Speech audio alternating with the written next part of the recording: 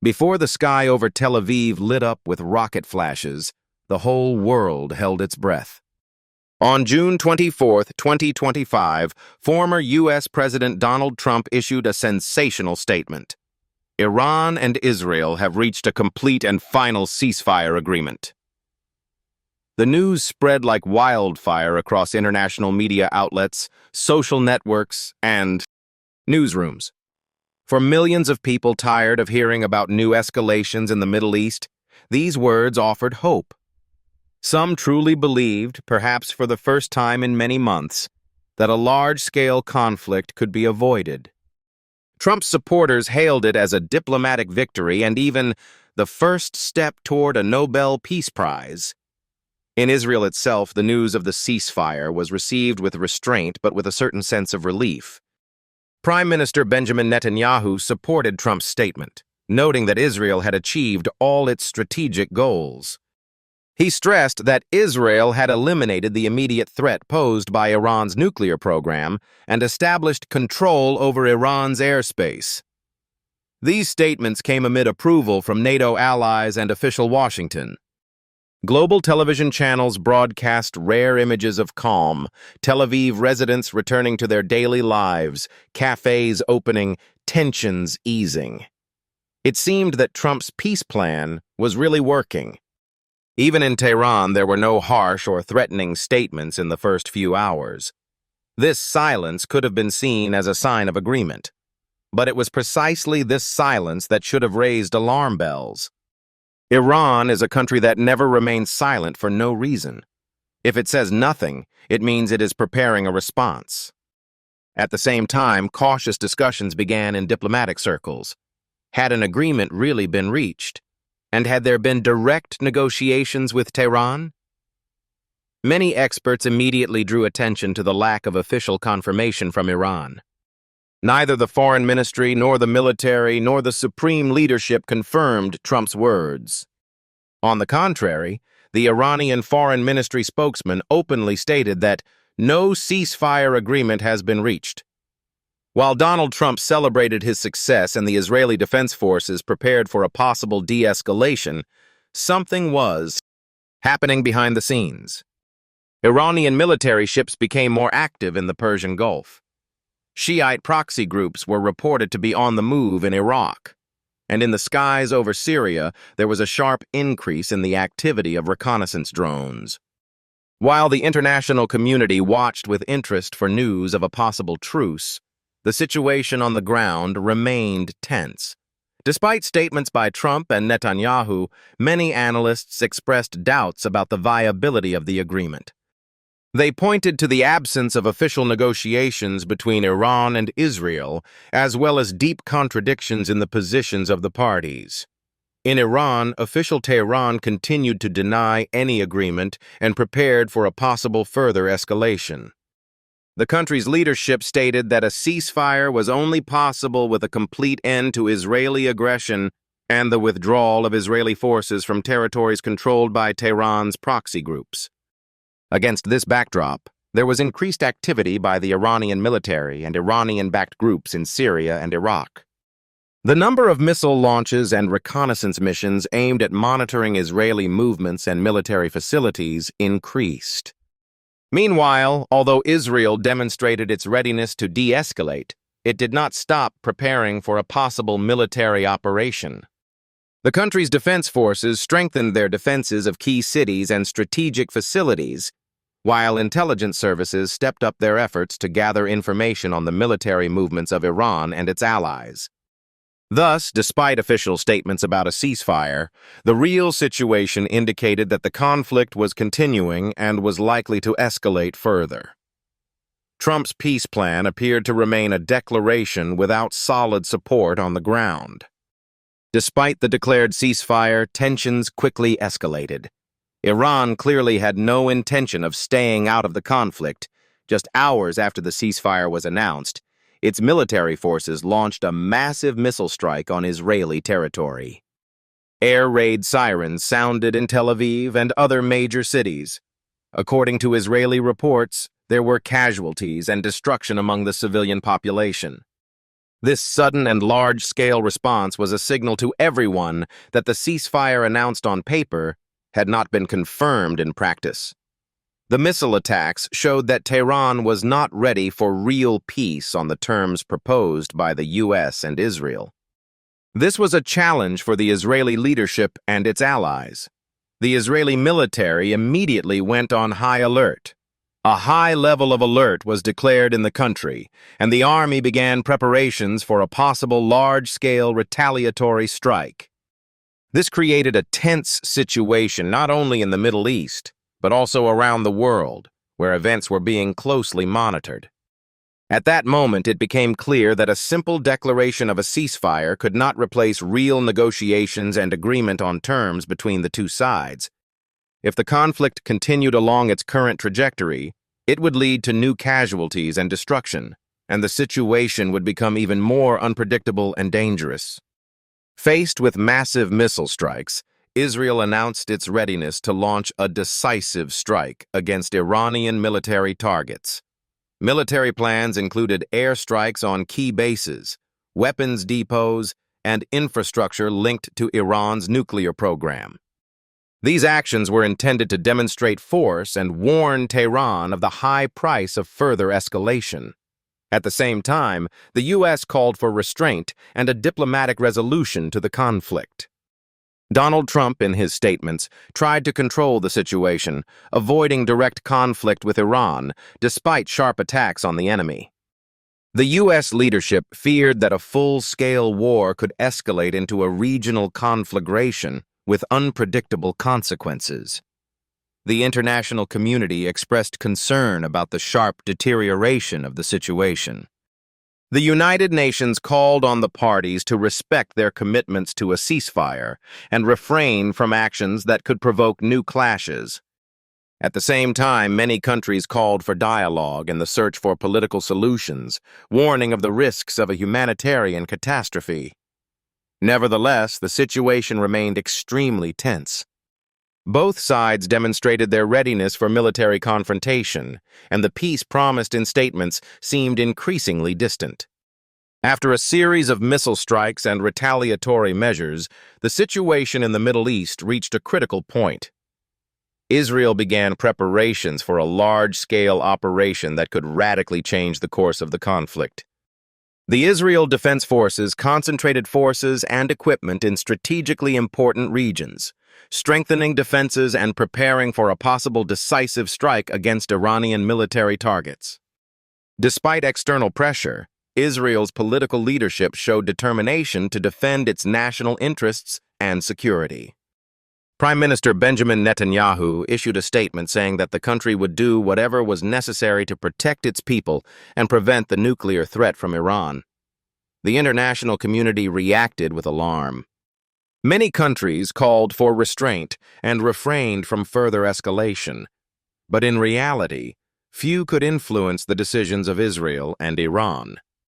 Regional players, including Iran's allies, were also active, maintaining their positions and preparing for possible retaliatory measures. This first turn of events meant that diplomacy temporarily gave way to military action, and the world found itself on the brink of a full-scale conflict with extremely high stakes. As Israel built up its military power, Iran strengthened its position through proxy groups in the region. Groups such as Hezbollah in Lebanon, Shiite militias in Iraq, and the Houthis in Yemen received new arms shipments and tactical guidance. These groups continued their active operations against Israeli and Western interests, creating additional pressure and expanding the fronts of the conflict. In addition, Tehran used diplomatic channels to strengthen its international ties and soften possible sanctions. Russia and China remained key partners, providing economic and political support and blocking UN resolutions aimed at tightening sanctions against Iran. At the same time, the media on both sides actively broadcast their versions of events, intensifying the propaganda war. Israel was portrayed as a defender of democracy and peace, while Iran was presented as a victim of external pressure and unfair sanctions. This information war not only intensified domestic sentiment in both countries, but also influenced international perceptions of the conflict. Thus, the first turning point was a serious test for all participants, showing that the conflict was moving beyond a simple confrontation between two countries and turning into a complex geopolitical game involving many actors. Behind the official statements and media rhetoric lies a more complex and multifaceted reality. The plan announced by Donald Trump turned out to be less a diplomatic victory than an attempt to create the illusion of control over the conflict.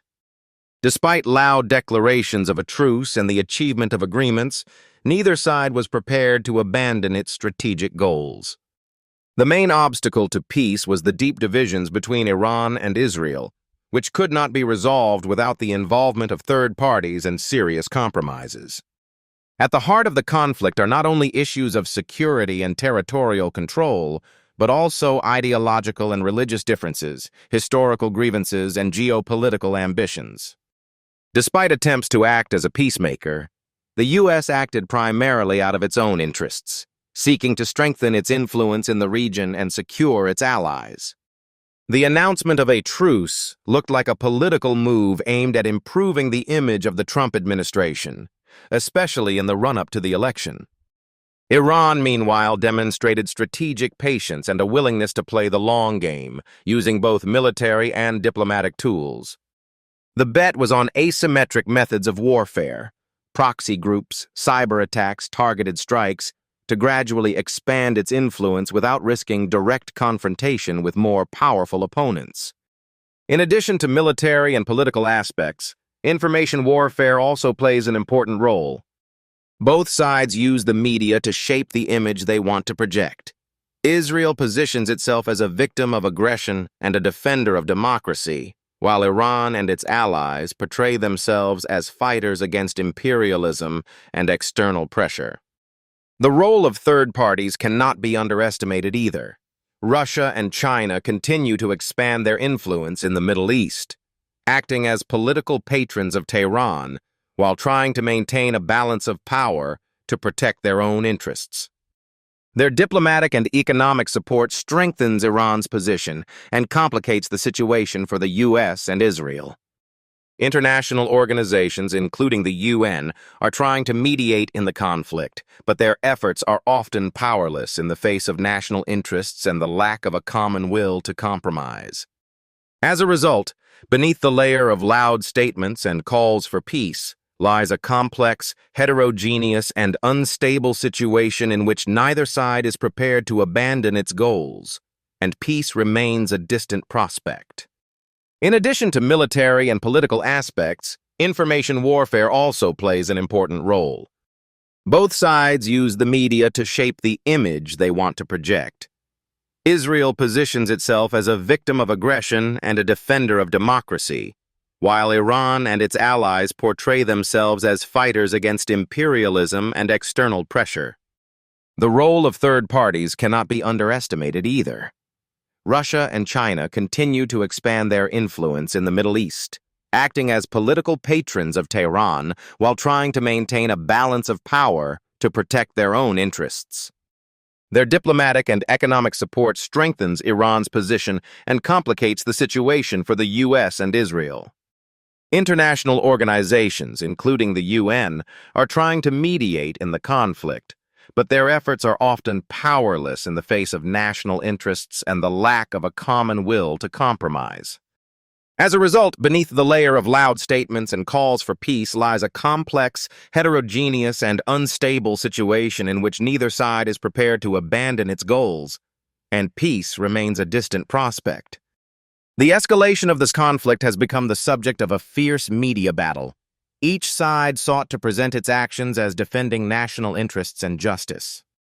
Israeli authorities emphasize the need to neutralize the threat posed by Iran's nuclear program and proxy groups, while Iran and its allies accuse their opponents of aggression and occupation. Discussions on possible sanctions and de-escalation measures intensified in international organizations. However, real action remained limited due to disagreements among key players and fears of provoking an escalation of the conflict. Against this backdrop of tension, Trump's peace plan finally lost its relevance. Announcements of ceasefires and agreements were seen as declarations with no real impact on the situation. The conflict deepened, entering a phase of protracted confrontation, where diplomacy gave way to force. Despite all attempts at diplomatic settlement, the conflict between Iran and Israel remains one of the most complex and unpredictable in contemporary world politics. The truce declared in June 2025 proved to be only a temporary pause, which did not change the fundamental dynamics of the confrontation. Both sides continue to demonstrate their determination and readiness to continue the conflict, while the international community is increasingly expressing concerns about the possibility of a large-scale war that could engulf not only the region but also cause global turmoil. At the same time, it is becoming clear that resolving the conflict requires not only political will, but also a deep understanding of the historical, religious, and geopolitical factors underlying it. Without taking these aspects into account, any attempts to achieve lasting peace are doomed to failure. In summary, the situation in the Middle East remains tense and unstable. The peace plan announced by Donald Trump has proven fragile and impossible to implement without the active participation of all parties to the conflict and international mediators. The real hope for a long-term ceasefire lies in multilateral negotiations that take into account the interests of all parties and are backed by effective monitoring and guarantee mechanisms. Our task is to closely monitor developments, critically analyze information, and maintain a dialogue based on facts, not propaganda and emotional slogans. Only in this way can we move closer to a peace that is sustainable and just for all parties.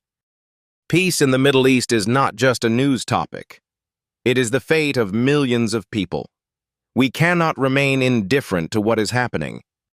It is important to demand transparency and accountability from politicians and leaders, to follow the facts closely, and to resist manipulation.